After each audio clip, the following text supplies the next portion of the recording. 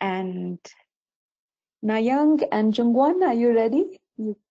Can you hear me? Yeah. Yes, Yeah, I'm sure. ready. Yeah. Great.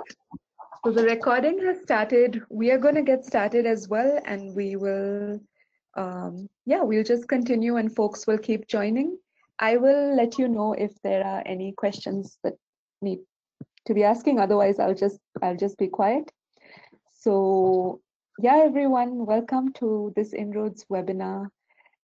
This is a very special webinar. We are so glad to have with us new Inroads members, but old friends, Jungwon and Nayang, to share with us about their movement, the movement in South Korea that has been working to fight against the old law, and they have had a lot of progress, and they continue to be making new strategies, devising new ways, understanding the stigma that exists around abortion in many ways in order to work better and fight for everyone who needs abortions. And we're so glad that Jungwon and Nayang can be here with us and we can hear their voices today. So I won't take any more time. They're going to introduce themselves. So yeah, the stage is yours, Jungwon and Nayang. Yeah. Hello, everyone. I'm very glad to meet you all in this webinar. My name is Nayang, and I'm a representative of SHARE, Center for Sexual Rights and Reproductive Justice, and also a co-chair of Joint Action for Reproductive Justice. Aditi, would you please turn the next page? Yeah. Yeah, thank you. Yeah, I have got involved in the abortion rights movement since 2010, and I have been moving the movement and its discourse to reproductive justice movement since 2015. Yeah, this is my introduction. And you? Yeah. Hello, everybody. I'm Jungwon Yoon. I'm a gynecologist in South Korea, and I am a chief of Department of Obstetrics and Gynecology at Green Hospital in South Korea. I'm also a member of Association of Physicians for Humanism in Korea, and also a global member for Choice. I got involved in this movement just after graduating from the medical school. It was 2010, same as Nayang, the symbolic year in Korea, which you can hear today. The first pro-choice network was organized then. I was just a newbie, just graduated the medical school, but there were no pro-choice petitions to recruit, so I involved and spoke as a doctor. I started residency in obstetric and gynecology just next year. I've been petition activist since then. Yes, I will give the mic to the Nayang, and she will present the history and context of the movement of the Korean abortion right. Okay, please turn to the next page. Next page. Yeah, and next. Now we start from the history and context of anti-abortion law in South Korea.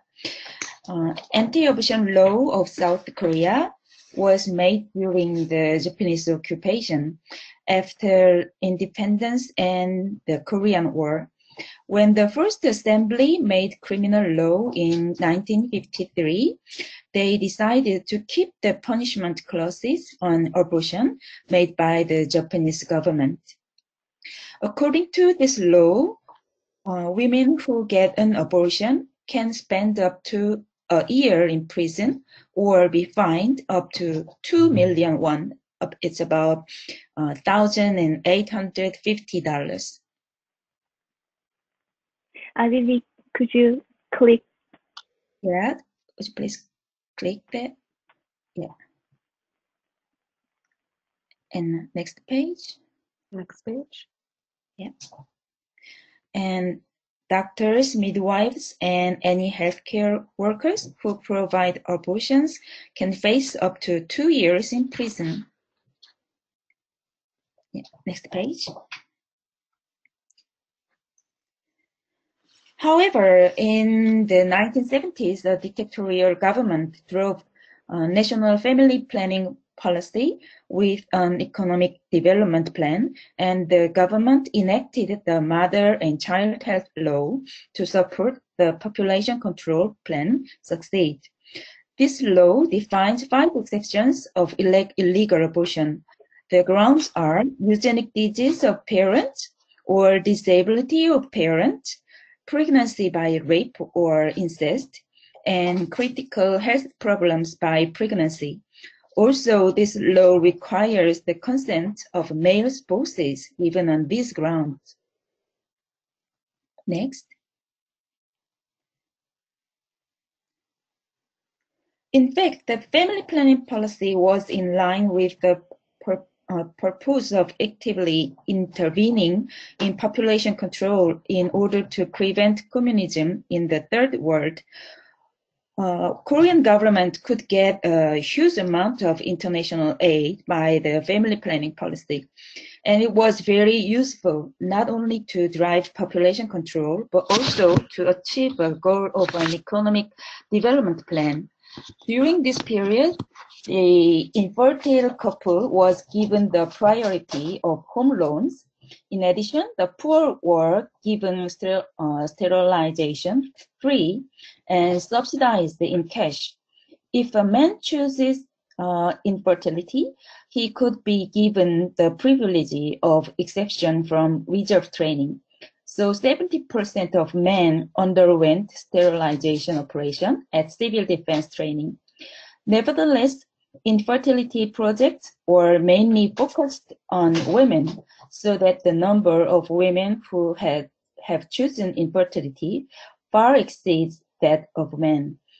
In this picture, you can see the vehicle named Moving Vehicle for Public Health Service, but actually the vehicle was called abortion bus by people because family planning staff provided abortion services and sterilization operation in this vehicle. Next. These are propaganda posters of the 1970s. In this picture on the left side, it's saying, let's bring one child up properly, regardless of a daughter and a son.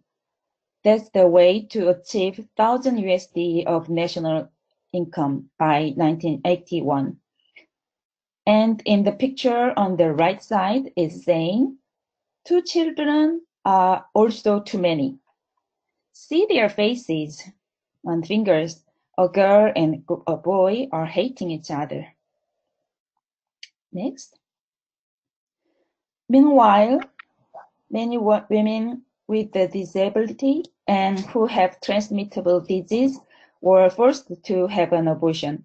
The list of legal grounds in case of eugenics or genetic mental disability or physical disease included hereditary psychiatric disorders prone to significant crimes. Next. The people, please next. Yeah, the people in this picture are lepers, Hansen disease. Sorry, the former one. Yeah.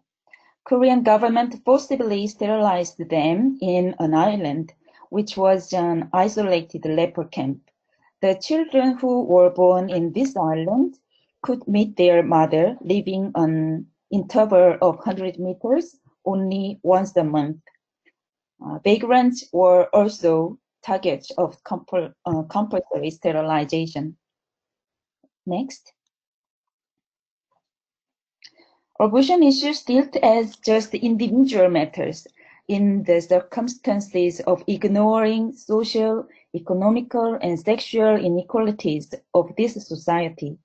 As a result, the government actually promoted birth control and abortion to achieve a goal of the population policy, social, economical, sexual inequalities were not changed, and men didn't cooperate with contraception. But just women had to handle all of these responsibilities or had to be punished. Korean society has been being apt to deal with abortion issues of married women as unavoidable matters. But for unmarried women, and especially to the minors, it dealt as a matter of irresponsibility and decadence. So the point is that we had anti-abortion law, but the Korean government promoted, sometimes forced abortion. So actually we didn't have any context of pro-life or pro-choice. In this context, many women actually didn't know the existence of abortion law because the law didn't work actually. Abortion was a very common experience for many Korean women. The 2005 data showed that the exceptions only applied to about 4% of the 340,000 abortions performed. Women who have experience of abortion tended to hide their experiences because of social stigma, not because of the law. Next. While abortion has been widely performed, though it is de jure illegal, abortion practices in South Korea have been dramatically changed since 2006 because the Korean government turned the direction of population policy due to a trend of fertility rate decline. So the government changed the population policy from anti-natalism to pro-natalism. The government that asked women to have one child or economic development now is asking women to hurry getting married and giving birth as many as you can. Next.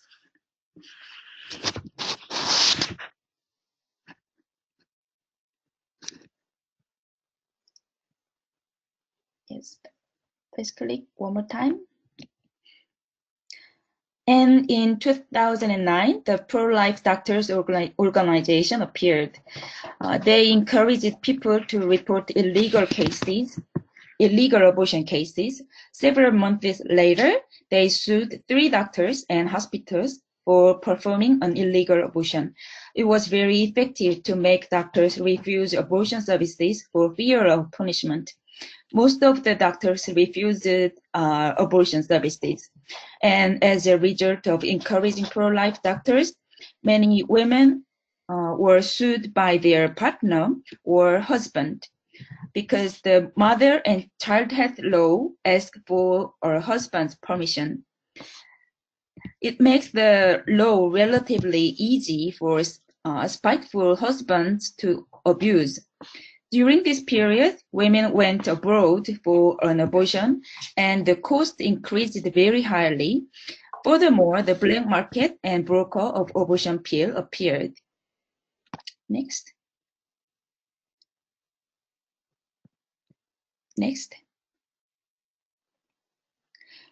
Feminists mobilized people, one page before. Yeah.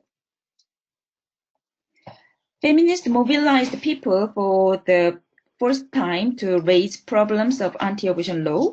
We organized the Next Network for Women's Rights to Decide Pregnancy and Birth with feminist organizations, social movement organizations, workers' unions, and progressive parties.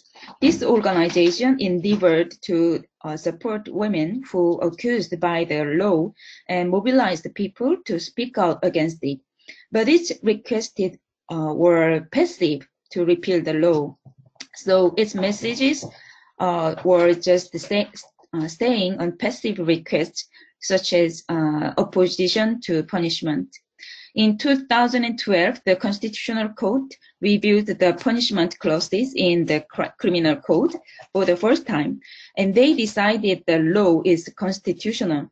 In the sentencing, they said the self-determination rights of pregnant woman as her own interest, which is limited by abortion law, is not more important than the public interest to protect the rights to life of the fetus, which would be achieved by the law. Next. Yeah.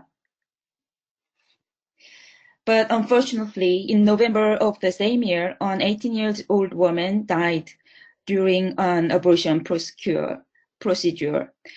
She was in 23 weeks of her pregnancy. Till the late, she couldn't say to anybody due to CSAT, the university entrance exam. After the exam, she told her mother, but under the influence of the decision of the Constitutional Court, it was very hard to find the hospital. Finally, they found one hospital after 3 times of failure, but she died from perforation of the uterus.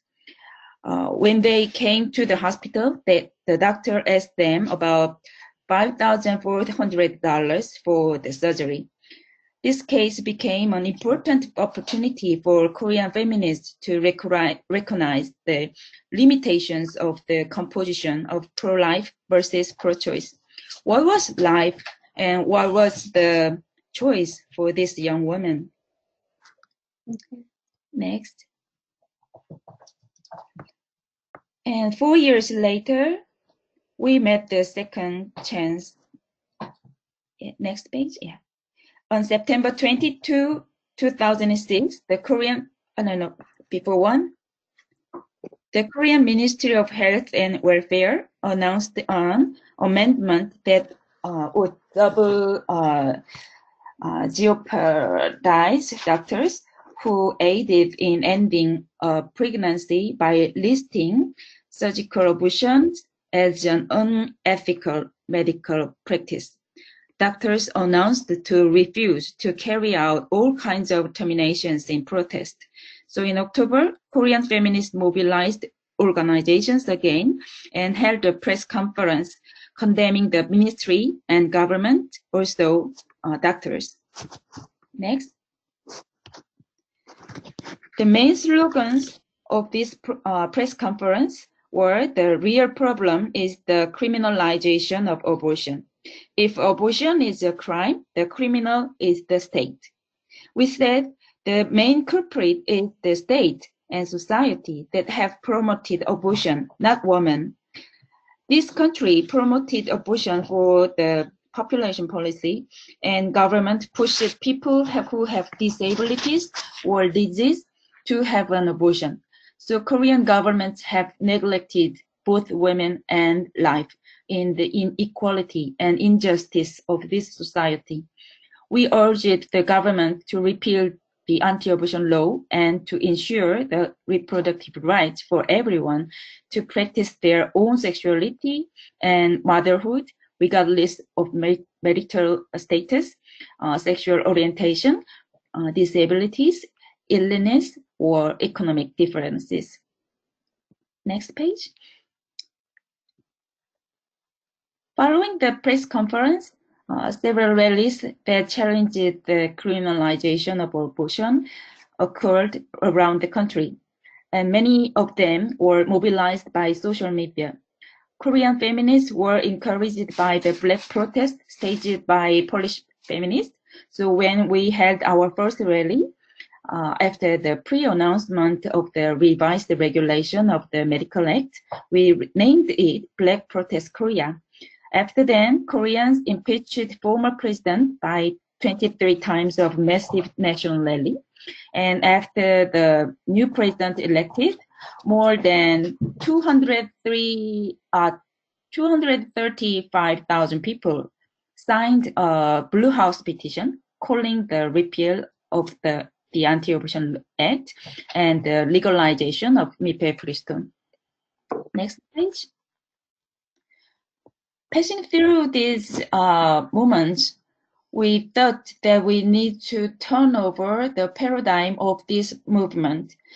My organization, the Sexual and Reproductive Rights Forum, now it is renamed as SHARE, Center for Sexual Rights and Reproductive Justice, analyzed the intersectionality of abortion issues in historical context and turned it into reproductive justice discourse.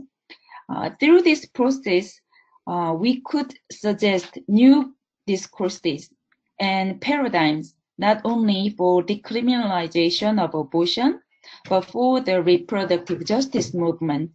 And in 2017, we proposed to other organizations to make a bigger organization, Joint Action for Reproductive Justice. Next page. Following the Joint Action's launch, not only feminist organizations, but also many social justice organizations, including the Korean Confederation of Trade Unions and Organization of Women with Disabilities, LGBTIQ groups, progressive doctors organizations, and progressive parties have been joining forces. Next page. The Joint Action held rallies many times and organized lawyers and doctors. And one lawyer who one lawyer who was our member found a doctor who raised unconstitutional suit and organized joint defense lawyers for the case. Then we convinced the judges of the Constitutional Court through the joint defense lawyers. This is the video that is showing what we did. Yeah, please click it.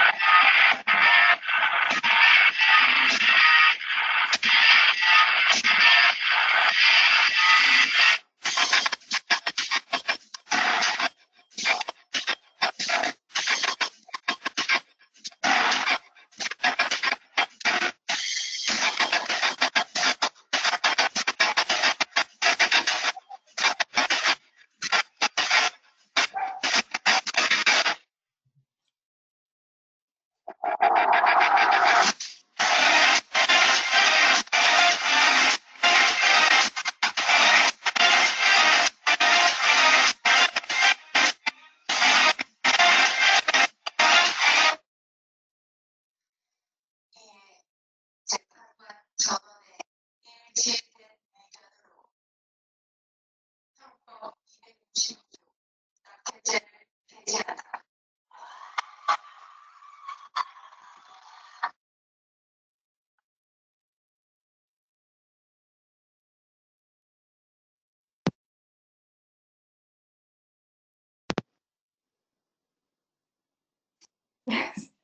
Sorry for the buffering. Yes, please next page. As a result of the continuous struggle, on April 11th, 2019, the Constitutional Court ruled Articles 269 and 270 of the criminal law were in constitutional discordance. 4 of the 9 constitutional judges decided the constitutional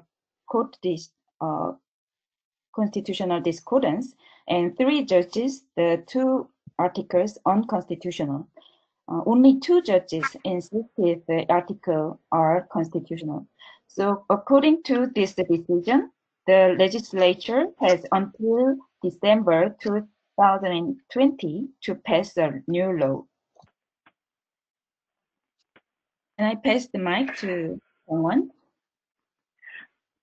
Yeah, this is Jung again. As a doctor, I will focus on the movement toward the medical society.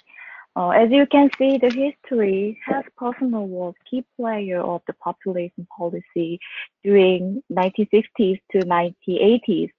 But with the pronatalism policy of the 2000s, abortion providers were accused and blamed. It was an absurd situation, but due to the long history of stigma, no one could stand out because abortion providers were portrayed as a money-grubbing demon performing an illegal abortion by the pro-life demonstrators. At first, 2010, there were only 1 or 2 physicians who speak out abortion rights publicly. After 2016, the mood was changed as public opinion changes. More and more doctors agreed with that punishment on physicians will eventually obstruct access to abortion. I worked as an abortion provider since 2016, since I left the university hospital. I started a specialized clinic for sexual assault victims in my hospital. Then people came to me from all over the country. The sexual assault victims had the legal right to obtain an abortion they wanted, but there was such a small number of abortion providers who requested too much money or requested jurisdiction from the court. We then focused on abortion right is a human right, and illegalization of abortion harms people's health. My group, Association of Physicians for Humanism, is a physician organization of 600 members. We are a relatively progressive group considering the conservatism of professional society, but at first we had severe debates, even some left the group, but eventually we get to have consensus about the criminalization of abortion and joined the Joint Action for Reproductive Justice. This is a picture of our press interview on the day of the constitutional ruling. Also, we gathered the signatures from more than 1,000 healthcare personnel who are for the abolishment of abortion law. Global Doctors for Choice also sent a letter to Constitutional Court. Thank you so much. And next, we focused on reproductive health rather than hypothetical debate of morality of abortion or start of life. We emphasize that illegal abortion leads to unsafe abortion. So far, Korean medical schools and resident training don't really offer any curriculum covering abortion. So less experienced doctors learn unofficially on the job using out-of-date, less safe methods. Also, the mifepristone is not registered with the Korean FDA. Korean women are forced to turn to the black market or international NGOs like Women on Web or Women Help Women for these pills. We invited Rebecca Gompertz, the founder of Women on Rape, to advocate the abortion as health service and the safety of mifepristone. The mifepristone not only opened the emergency exit for women who are desperate, but also provoked the inspirational concept of self-managed abortion. Also, we made this guidebook. Next slide, please. We also made this guidebook for people who seek abortion. It contains information of pregnancy options, support system, and hotline addresses on its options. Next slide, please. I attended the Figo abortion workshop in 2018, and it was a wake-up call for me. With the half-day course program, it debunked myths and corrected the misinformation and set a proper position toward reproductive health care for the healthcare for providers. Also, it educated standard of care. So I came back to home and we held the first safe abortion workshop, which covered WHO guideline and FIGO recommendation. Next slide, please. Not many obstetricians and gynecologists came to the workshop, but many primary physician and medical school students showed interest. Next one.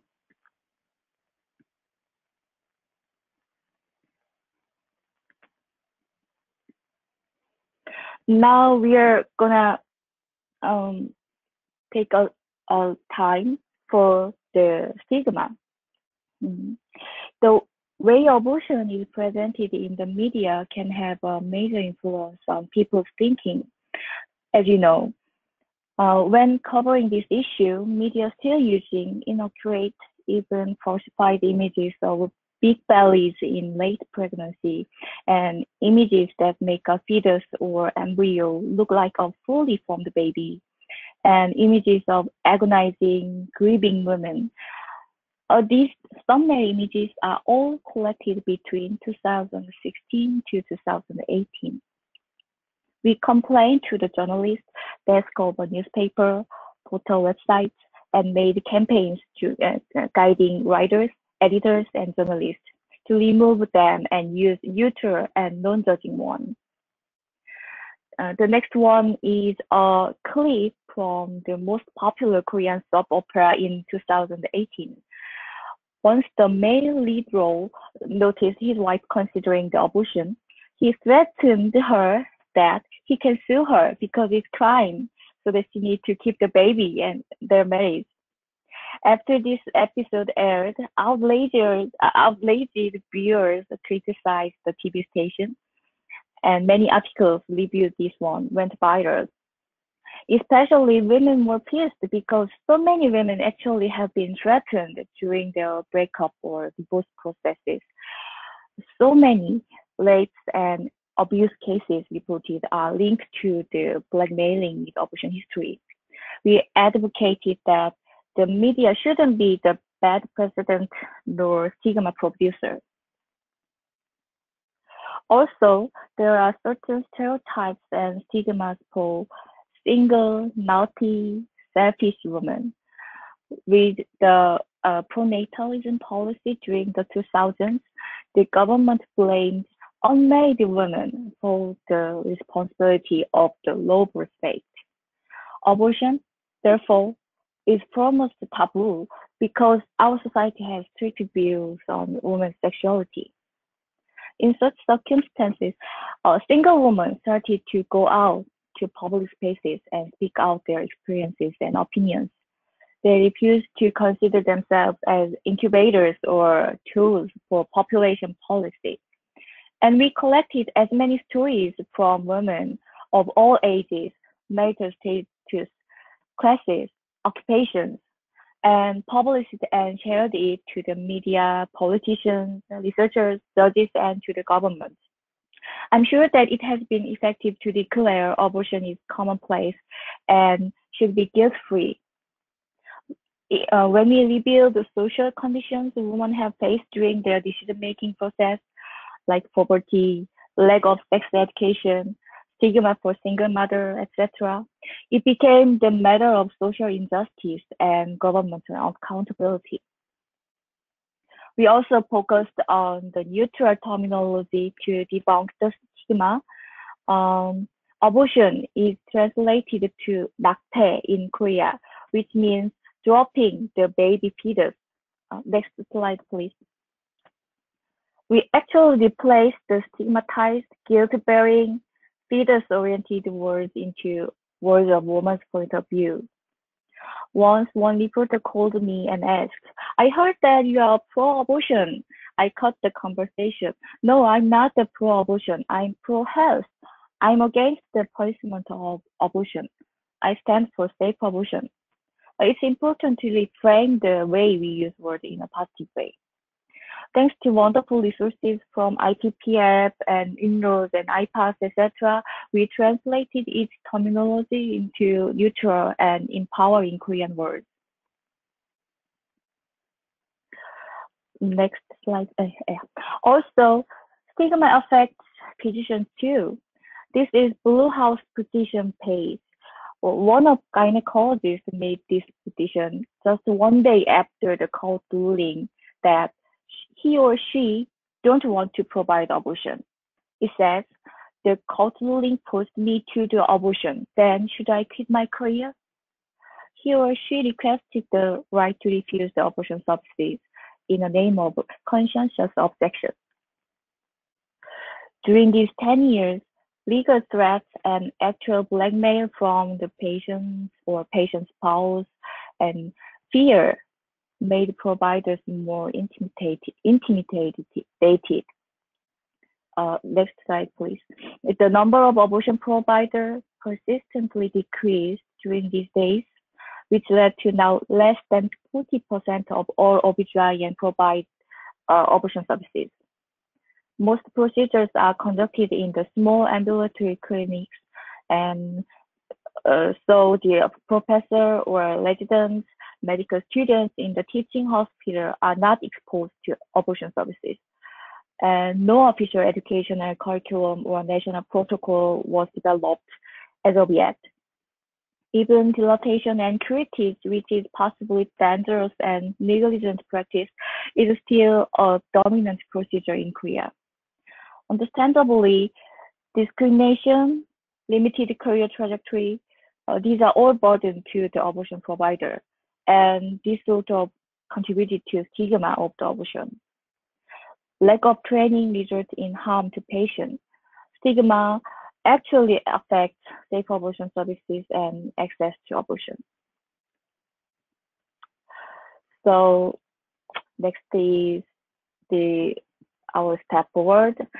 I believe the year's struggle towards women's reproductive health rights in South Korea is now starting. We need to establish the concept that abortion is no more legal matter or moral matter, it's healthcare system matter. For this, the Korean FDA need to officially approve the abortion pill for use in Korea. We need to put standard protocol in place for not only physicians' practice, but also information and counseling for patients. Standard teaching curriculum should be developed.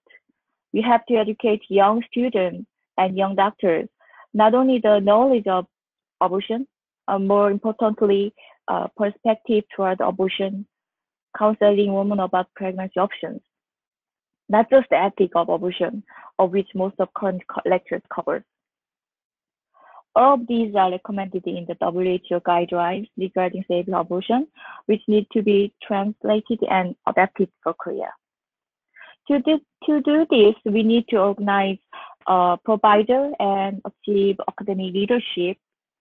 But in my opinion, it is most difficult part of all of this because the professional society, Academy of Obstetrics and Gynecology, traditionally conservative and male dominant. Even one of the notorious pro-life doctor is in an important position in academy. Yes, I'm ashamed. Also, the movement and people should demand government to expand the funds and support for sexual and reproductive health. abortion services should be incorporated within national health insurance. The official introduction of mifepristone is urgent. Thanks to international NGOs such as Women Help Women, Women on Web, more and more women get to know about mifepristone, but drugs dealt in the black market are on a much larger scale, and no one can guarantee this kind of fake pills, this kind of pills quality and safety of the drug and processes. Next slide, please.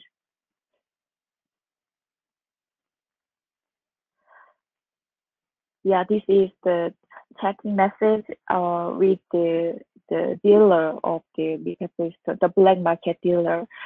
As you can see, somebody who can't even distinguish egg and embryo is now offering medication counseling.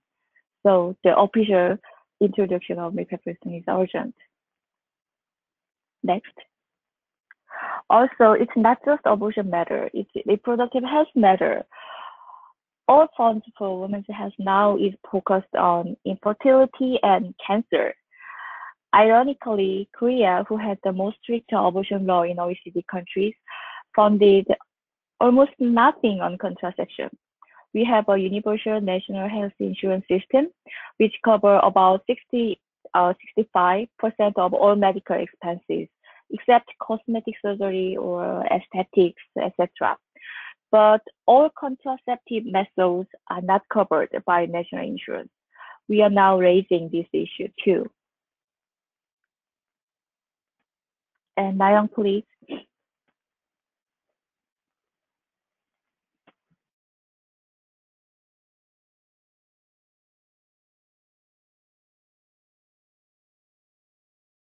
Nayoung, are you going to continue? Yeah, can you hear me? Okay. Yes. Now our challenges are making our own framework and encouraging more women can break the silence and go out to make abortion issues to important political agenda. Abortion has been already too individualized, trivialized, and private issues. In this circumstance, they could access abortion, but they have not had any social and legal support from the Korean government, and any result of abortion have remained on individuals' responsibilities. Korean feminists will gather more experiences and keep motivating them to speak out without stigma. Next slide.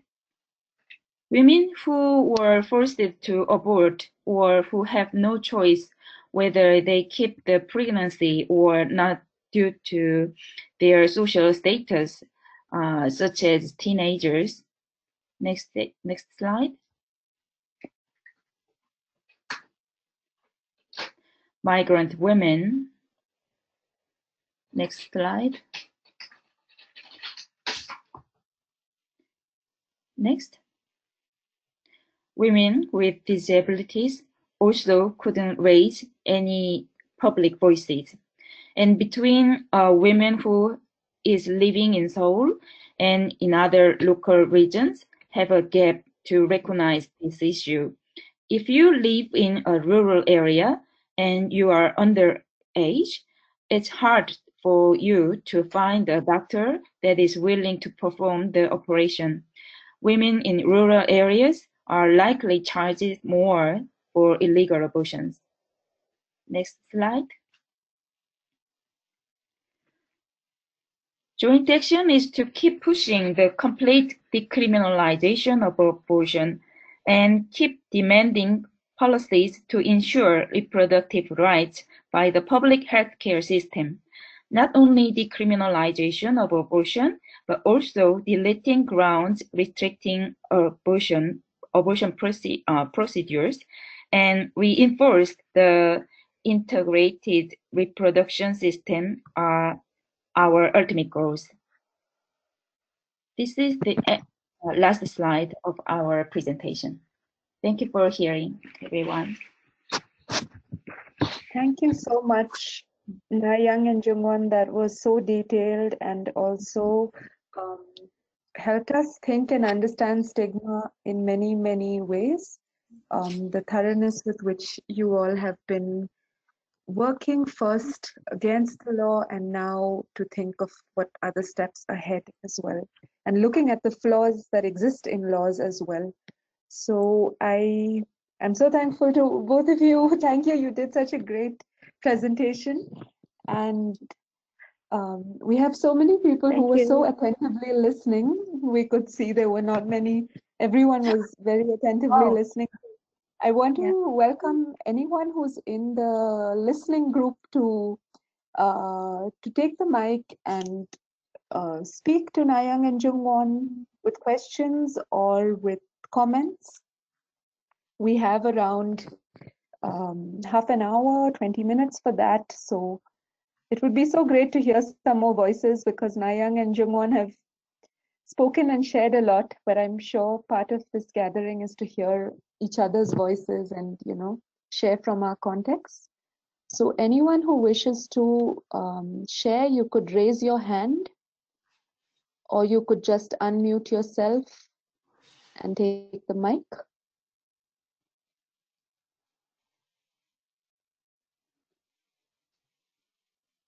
So I can see that Supecha and Irshad are saying thank you Yeah, so thank much for you, the Surecha and presentation. Richard. Thank you for Yeah, hearing. if you Thank you. have It was a great Thank you for honor. yeah, it would be so great to hear from some people who were listening in about what they learn or what you reflect as you hear about all of the hard work that has been going on in South Korea. So it would be great if one of you could take the microphone and share.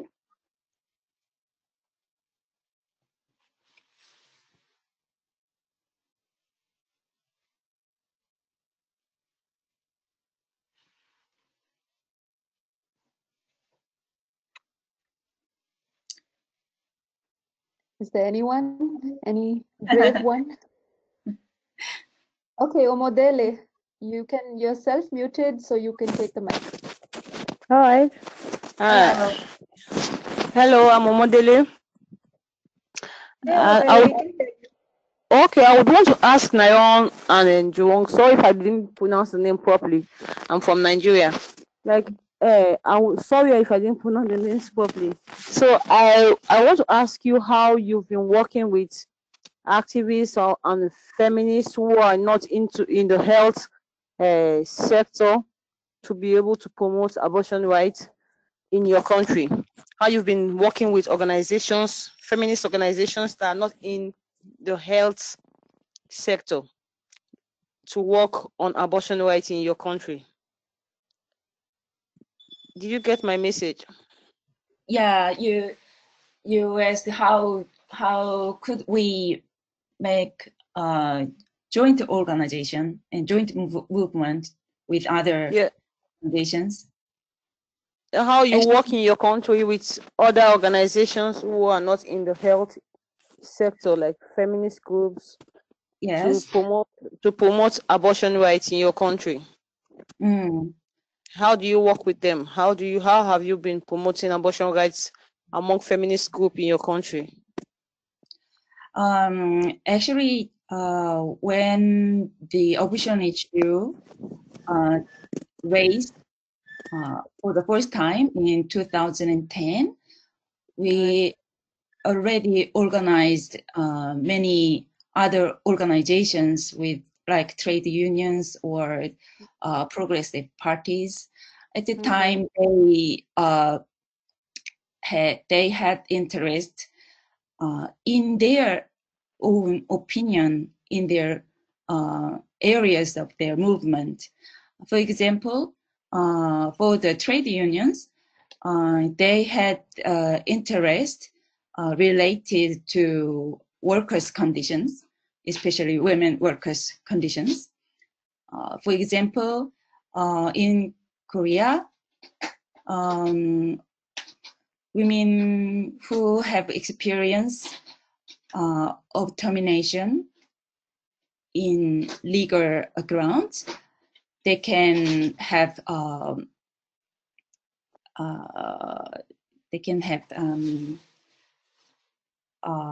vacation, the kind of vacation for 3 or 4 days. Right. But yeah, but in case of illegal abortion, they cannot have that kind of chance. Right. And some progressive parties also interested in abortion issues since 2010. So feminists in 2010, when we organized for the first time the big network organization in solidarity, we gathered on issues in their own movement areas from the women, from the workers' unions and progressive parties and teenagers and women who have disabilities or disease. We gathered their own experiences so Okay. they can make the new organizations, the more bigger organizations. All right. Yeah. I have one other question, please. Should I go on? Yeah, you can go on, Amabele. All right. I'm trying to ask how do you manage to get contraceptives and abortion pills accessible to people who are who don't have access to good health care, like students who can't come out. Like, I live in Nigeria, and there are some areas where women have no idea on abortion pills. Like, let me give you an example. Like in my country, while I was growing up, we don't talk about abortion in our homes. Like, I am from the Yoruba tribe, and in my tribe, abortion is like a sin. Like, if you have an abortion, you are like an outcast. So, like, when young people find out they are pregnant and they can't carry that pregnancy to term, they start taking, they start going for self-medication. So, like, and those self-medication, like I keep saying, that it has killed so many people that I know. So, but parents, because of the culture, parents prefer to see the children die than to hear them have an abortion. So, like, and like myself and my organization has been educating women on that. And but I'm trying to ask, how do you make sure that people in very rural areas where they can't, like students in schools and people in very rural areas, women and girls in very rural areas where they can't get access to abortion pills or contraceptive, how do you make sure that they get this information and they get access to pills? Did you get my? Yes. Jungwon, All right. can you answer this question?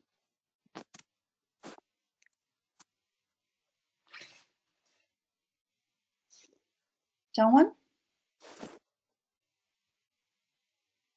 Sorry. Yeah. Hello. Yeah. Sorry. I muted. Sorry. Yeah. The foremost importance in the sex education, I think, um, that's the same with your situation, but we have a poor quality of sex education also. In Korea, in tradition of patriarchism, the sex education always um, uh, focused on the abstinence and the the prevention of the sexual assault. The girls don't need to, girls shouldn't wear the short skirts and don't walk away in late night. Yet the kind of education were provided to the children and youngsters. So we need to incorporate the proper sexual education, the including the body integrity and the health of their own themselves, and not only the progress of pregnancy or the conception or intercourse, but we need to provide the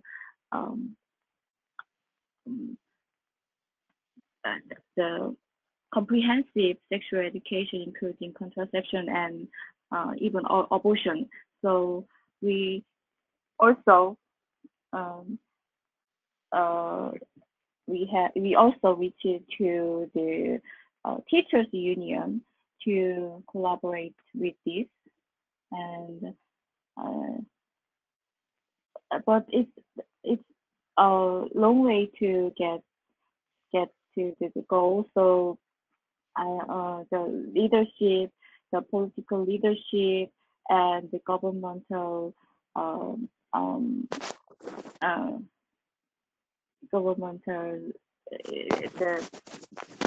the willingness of the government should be committed with these to be achieved. Yeah, so I think it's also very difficult situation in Korea too. Yeah, but in our context, we have in our history, in South Korean history, we have little different historical context. As I mentioned in my presentation, we had the family planning policy in 1970s and 80s. So at that time, government pushes the family planning policy, and at the time, women can get contraceptive tools or contraceptive surgery in free. So, but still, contraception of teenagers is very hard, and they are suffering stigma. So in my organization, SHARE, Center for Sexual Rights and Reproductive Justice, we are making our strategy to spread some informations and lectures for the teachers and instructors and to other staffs of sexual education institutions. So we are preparing the kinds of informations and lectures for them. All right. Can I still ask a question? Can I? Do I have time? You can ask one more question, and then we will. I think Rose has a question as well. All right. So why don't you ask your question, and then we'll wait. Then we'll take Rose's question after that. All right. Like I'll start like this. Like in my country, abstinence is like in my country, you see a lot of organizations preaching abstinence. Yes, people say abstinence is yes, people talk about abstinence everywhere in my country, but you know that it's easier to say some things than get it done. Like people talk about abstinence, but it doesn't stop young people from having sex, and it doesn't stop young people from being raped. Like in the northern Nigeria, young people are being raped every day. Like it's just like it's a norm. So like I keep like I think like I don't know why I have this conscience that this education is not just enough. They need something more than education. They need access to drugs. They need access to, like, I find it difficult. I think it's my own issue. It's my issue here in this part of the world. So like it's not a question. It's not a question, but I think like has preaching was your organization at any time preaching abstinence? Does preaching abstinence work? Has it ever worked for your organization? because I don't see it working for a lot of young people over here. This is also our assignment. It's the same. We have same problem in South Korea, but till now we suggest to teacher or teenagers or some staffs of institutions for teenagers. We give them the link of the women and web or women helps women, and we give them some informations to get the mifepristone or other fields medical for medical abortion.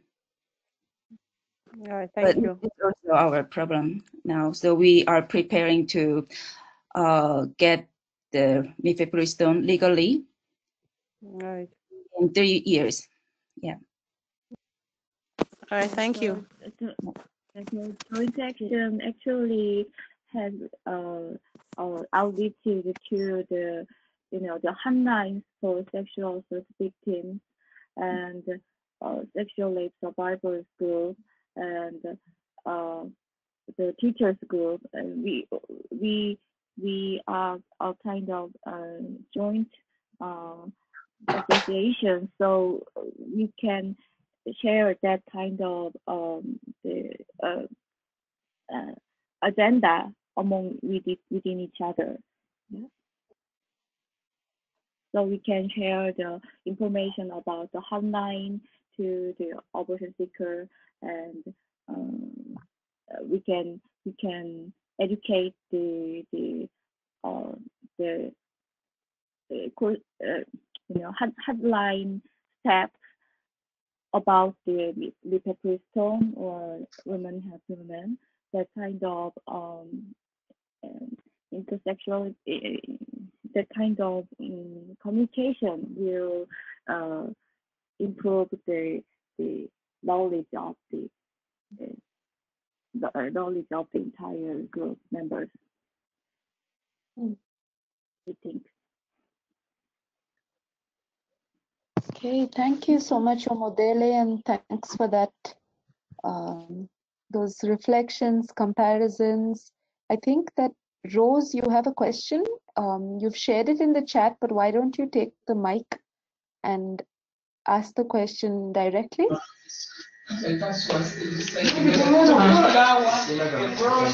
Hello. Hello. Hi, Liz. Thank you so much for the presentation. It was very telling. I had just 2 questions. Number one is, how do you foster male involvement? How do you get the men to be involved in the struggle? Because usually they look at it as a woman's problem. Then the second question was in terms of using media, film, drama to put the message on abortion forward. Is there any involvement with these particular spheres and walks of life? I would like answer the second question first.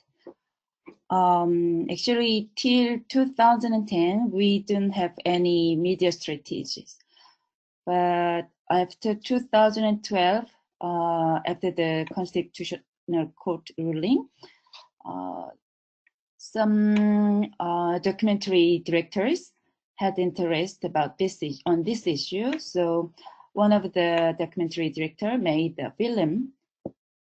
She gathered experiences of women who had abortion. So the film was the first film about the abortion issue. And after then, after 2015 and 16, we had more feminist media activists and documentary directors. So we gathered them and we had a network with them.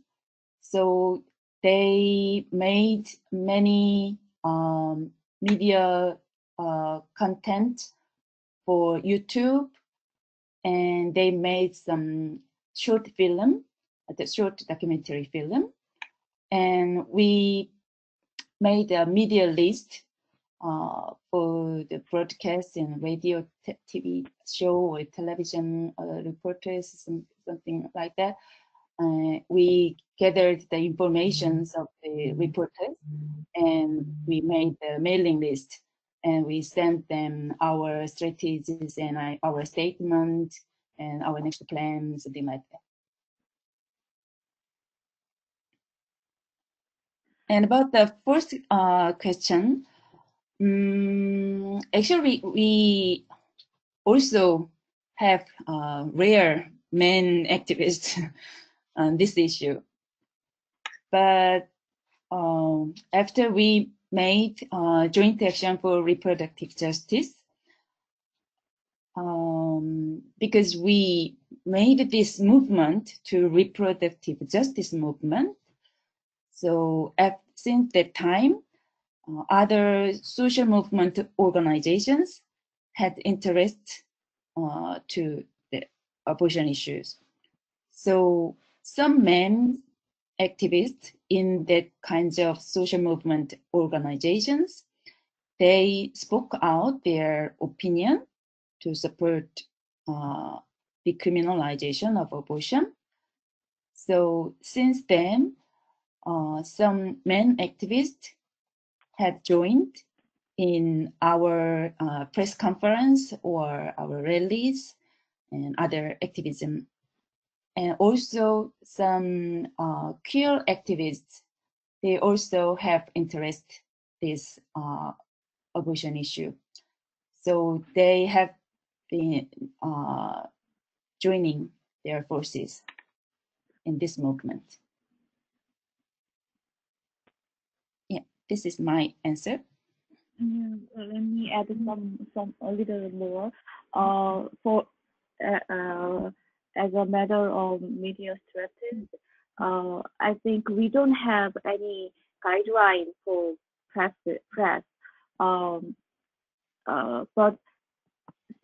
since the big movement of Me Too movement all over the world, thanks to the Me Too movement, we now still developing the guideline for press as a matter of sexual assault issue.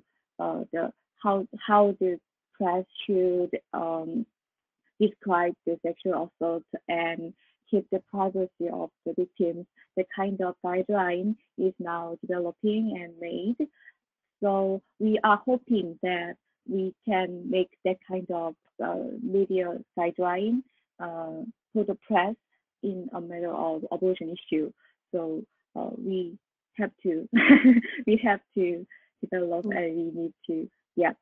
And for the first question, for me, for my group, the Association of Physicians with Humanism,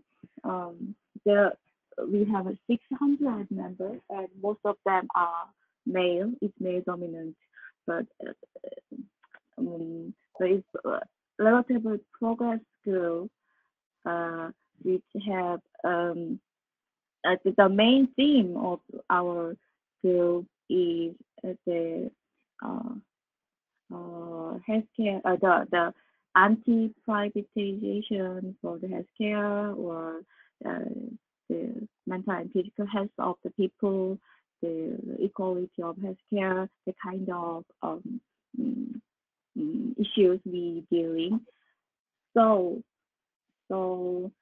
at first, the abortion was not a priority at first. So I persuaded with my colleagues about this is health matter. This is not a gender matter. It's health matter, health issue, and I think this was powerful sentence. In order to trust women and give them care which they need, which you can give, you don't need a great college or you don't need a uterus, but just compassion and empathy would be enough. Um, that appealed to many of my colleagues actually. Yeah. And I'd like to say one more thing. I think Korean men have stigma, and some of them are bullying women who have abortion experiences. But in the other hand, many men also know the situations in South Korea, same as women, because they also know how difficult to have or to raise children in this society. But the government had turned their responsibilities to the government shifted have shifted the responsibilities to women or individual matters. So many Korean men know the context as well. So when we raised abortion issues again since 2016, many men knew the context, how difficult to have baby or raise baby, and they have same experiences with their wife or in their families. So some men who can understand the context could join their forces to this movement.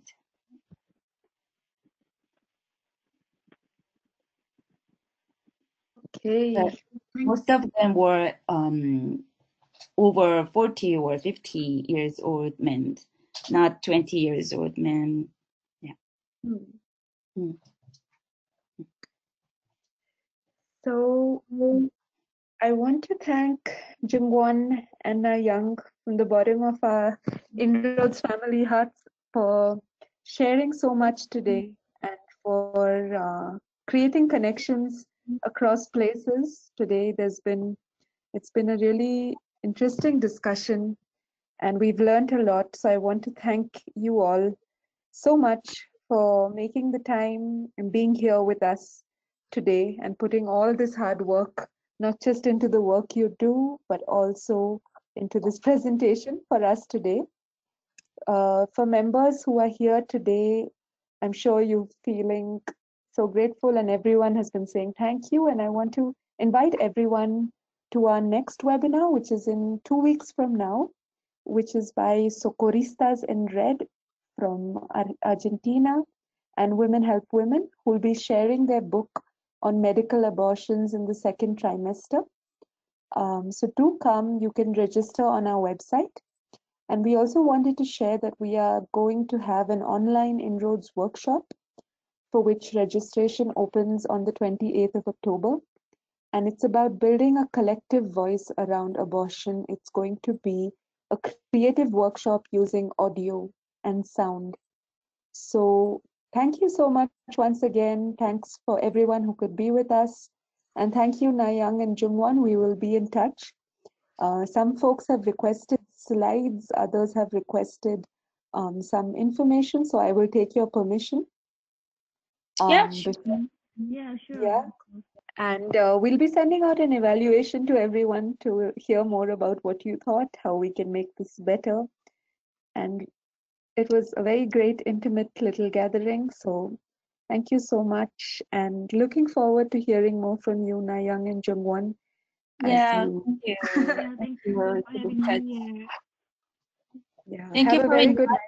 us in this great webinar, and thank you for hearing our presentation and your questions. I also learned a lot from your answers and your context in your country. I'd like to keep in touch with you all, and I'm looking forward to see you someday. Thank you, everyone. Thank you, Nayang. Thanks, and thanks, Jungwon too. And that's what Inroads is about. We'll be in touch through the listserv, through social media, and hopefully we will have a chance to see each other one day. Thanks for the great interaction, everyone, and have a good evening, have a good afternoon, have a good night, wherever you are. And yeah, let's keep making inroads. Thank you. Thank you, Aditi. Thank you. Bye. Bye. Bye. Bye.